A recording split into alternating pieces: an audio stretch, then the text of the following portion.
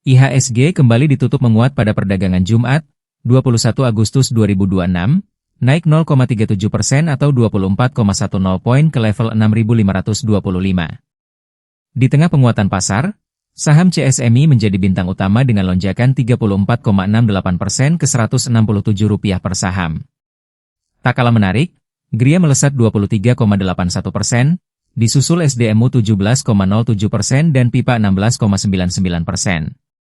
Lalu, saham apa saja yang melengkapi daftar top gainer hari ini? Sementara itu, aktivitas perdagangan juga diramaikan saham-saham berkapitalisasi besar. Bumi memimpin top value dengan transaksi Rp1,23 triliun, diikuti BBRI Rp1,13 triliun, TPIA Rp666 miliar, BBCA Rp648 miliar, dan DSSA Rp641 miliar. Menariknya, kelima saham tersebut kompak ditutup menguat. Simak daftar lengkap 10 top gainer, top loser, dan saham dengan nilai transaksi terbesar dalam perdagangan hari ini. Undang-undang KUHP kita sebenarnya itu sudah maksudnya sama, ya kan? Cuman MK mempertegas bahwa hanya presiden dan wakil presiden yang boleh melaporkan. Sebenarnya tidak jauh berbeda, hanya lebih mempertegas dari apa yang diatur di KUHP sebelumnya. Malah bagus, kita dukung. Jadi tidak ada tafsir-menafsir lagi. Bahwa kalau terkait dengan pasal penghinaan, yang terkait dengan harkat dan martabat presiden maupun wakil presiden, maka presiden dan wakil presiden sendiri yang harus melaporkan. Saya rasa clear kok putusan MK-nya. Pak, ya? Pengadilan ad hoc yang buat BUMN, Pak? Bukan, pengadilan ad hoc itu maksudnya, tadi kan saya sudah jelaskan, beliau itu bicara dalam konteks pemberantasan, pencegahan dan pemberantasan tindak pidana korupsi. Ya, itu hanya contoh saja. Itu jadi. Artinya nanti tidak dilembagakan gitu ya, Pak ya? Ya, kan sekarang kelembagaan kan sudah ada lembaga pengadilannya. Tapi beliau itu selalu menyatakan bahwa bagaimana kita mencegah atau memberantas, kan ada dua tindakan yang harus di situ.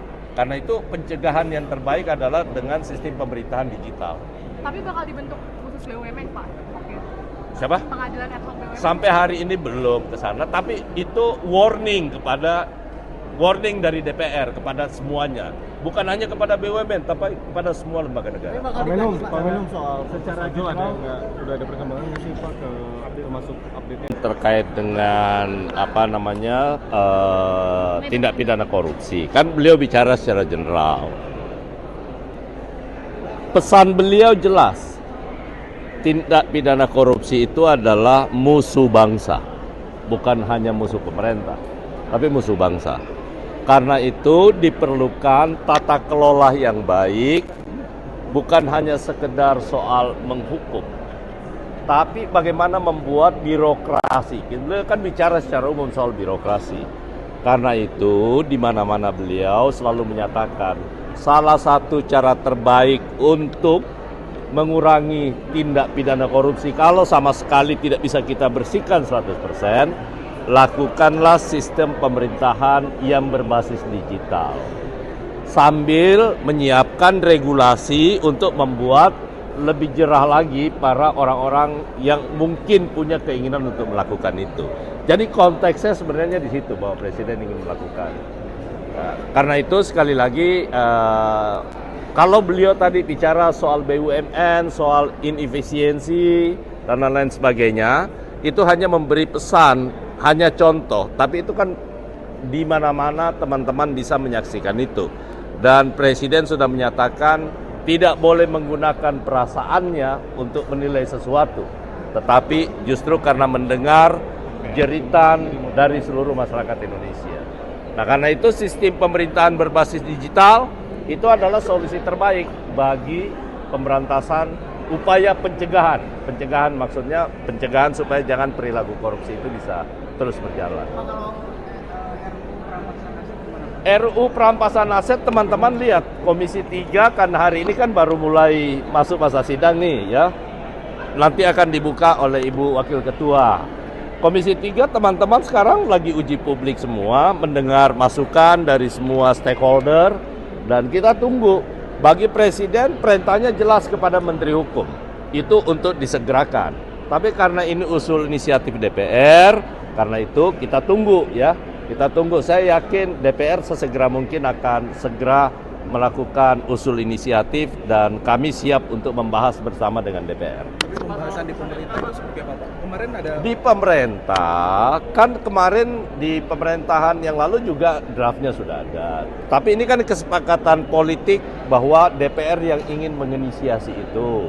Kemudian dalam prolegnas itu inisiatifnya adalah DPR. Saya belum mau berkomentar substansinya karena pemerintah pasti punya sikap tersendiri. Karena arahan Bapak Presiden kan jelas kepada kami. Tapi kita menunggu dulu usul inisiatif DPR, kemudian pemerintah akan membahasnya secara bersama-sama, termasuk oleh Kementerian Hukum. Kami mengucapkan terima kasih kepada Ketua Komnas Perempuan, luar biasa. Tadi malam begitu kami lihat berita, kami baru sudah sholat Isya, tiba-tiba kami cari nomor telepon beliau, langsung telepon. Ini sensitif sekali. Ada yang pelintir dan menginginkan supaya itu menyebar kemana-mana ke seluruh Nusantara. Untuk mencegah ini kami luar biasa, Ibu Ketua Komnas HAM Perempuan luar biasa. Karena kita di sini ingin mencari kebaikan. Kita ingin tumbuh bersama, kita ingin bangun negara ini bersama. Tidak ada niat sedikit pun untuk diskriminasi pada orang tertentu. Nah kemarin kronologisnya itu, intinya itu kemarin ada demo peternak ayam seluruh Indonesia. Kami baru pulang dari Alor, karena ini juga sensitif, karena demo seluruh Indonesia dan merencanakan demo lagi. Ini kan nggak bagus, dan anggotanya kurang lebih 3 juta. Sehingga kami terbang ke Surabaya mengundang seluruhnya. Seluruh peternak Indonesia kami undang, pengusaha, para konglomerat. Singkat cerita, kita cek di mana masalahnya. Nah, di Surabaya, kenapa harga turun? Salah satu penyebabnya adalah MBG yang SPPG ini tidak membeli telur dari peternak dengan harga yang ditentukan oleh pemerintah. Suruh satu pun tidak ada yang membeli di Surabaya. Nah, Wagub kami tanya, siapa koordinatornya? Ditunjuklah. Kami kan tidak kenal. Tapi yang menentukan dia diberhentikan adalah Badan Pangan, Badan Gizi, BGN, Kepala BGN. Nah, mereka, Pak Mentan kita berdekat, oke, kami setuju. Nah, begitu selang 40 menit, tiba-tiba ada tanya, Pak Menteri itu lagi hamil muda. Kasihan. Langsung kami, gini dek, ini begitu pedulinya, kamu berkantor di Kementerian Bagian Administrasi, jabatannya sama, gajinya bisa lebih tinggi, tukinnya. Kami tawarkan di sini. Jadi bukan di hukum, tetapi, nah saya dengan spontan, tolong cari yang kuat. Tapi terserah laki atau perempuan. Jadi tidak ada masalah di situ, membuktikan bahwa saya tidak ada diskriminasi, kami mau di sini berkantor. Dengan jabatan sama, bahkan promosi. Karena anaknya cukup cerdas. Cuma kita harus maklumi karena lagi hamil 6 bulan.